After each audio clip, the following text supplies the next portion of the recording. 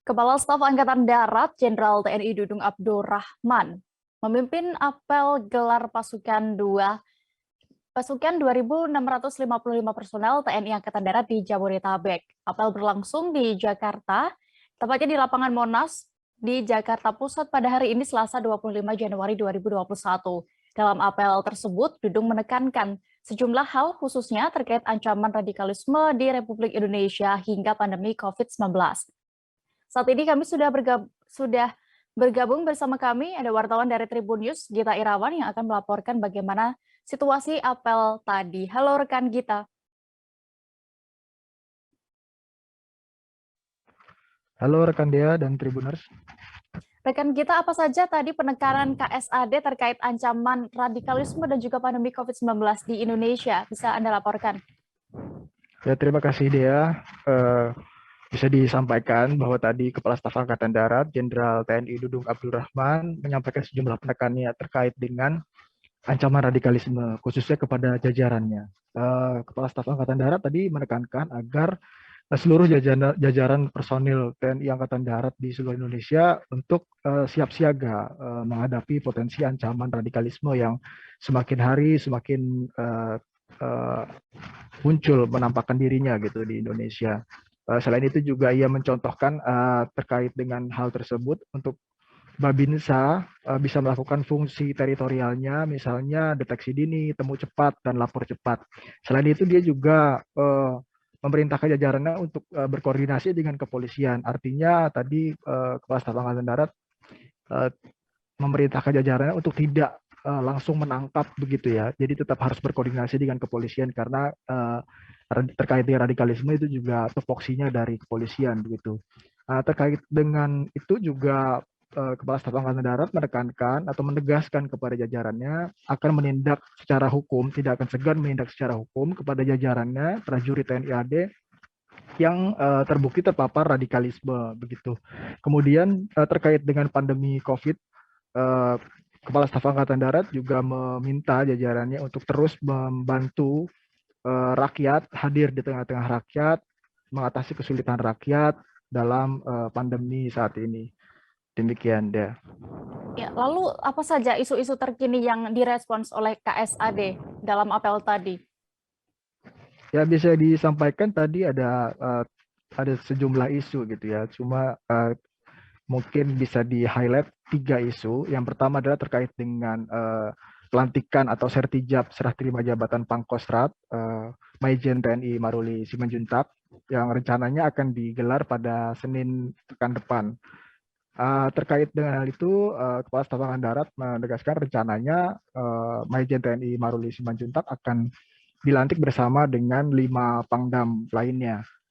Kemudian isu yang kedua adalah terkait dengan kasus Nagrek, kecelakaan Nagrek yang diduga melibatkan 3 oknum TNI. Terkait dengan hal itu, Kepala Staf Angkatan Darat menjelaskan bahwa saat ini kasus tersebut masih berjalan, proses hukumnya, penyidikan sudah selesai dan hanya tinggal menunggu persidangan saja.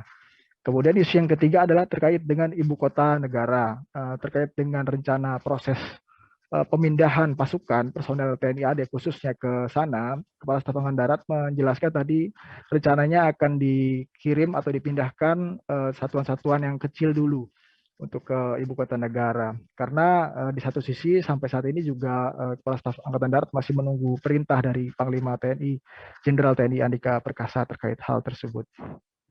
Demikian ya.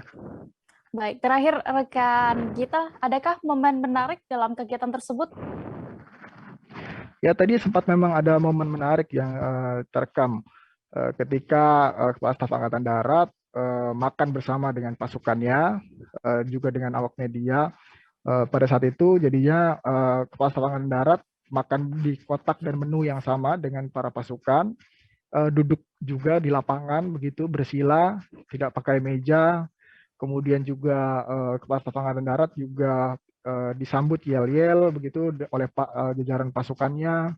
Sampai akhirnya tadi Kepala Staf Angkatan Darat ketika hendak selesai menuju mobilnya diarak oleh pasukan Kopassus menuju mobilnya begitu.